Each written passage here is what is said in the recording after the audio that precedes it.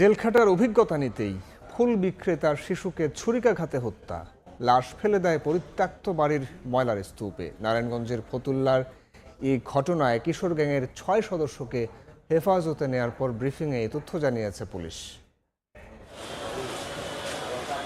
১৮ April হঠাৎ নিখোঁজ নারায়ণগঞ্জের ফতুল্লার ভাসমান ফুল বিক্রেতা ১১ বছরের শিশু হোসাইন। ৫ দিন পর ইন্দ্রাকপুর ব্যাংক কলোনির পরিত্যক্ত বাড়ির ময়লার স্তূপ থেকে উদ্ধার করা হয় অর্ধগলিত মরদেহ। থানায় মামলার পর এক কিশোরকে গ্রেফতার করে পুলিশ। তার দেয়া তথ্যে আরও ৫ জনকে গ্রেফতার করা হয়। উদ্ধার করা হয় হত্যায় ব্যবহৃত ছুরি। সোমবার দুপুরে নিজ কার্যালয়ে সংবাদ সম্মেলনে পুলিশ জানায়, জেল খাটতে কেমন লাগে এমন অভিজ্ঞতা থেকেই ছুরিকাঘাতে নৃশংসভাবে হত্যা করা হয় শিশুটিকে। তারা সবাই একসাথে আড্ডা মারে এবং গাঁজা সেবন করে জেল খাটতে কেমন লাগে এই কৌতূহল থেকে তারা চিন্তা করে যে কাউকে হত্যা করলে জেল খাটা যাবে।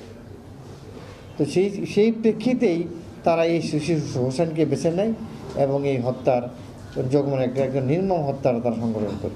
পলাতক আরও এক কিশোরকে গ্রেফতারে অভিযান চলছে বলেও জানায় পুলিশ। সময় সংবাদ, নারায়ণগঞ্জ।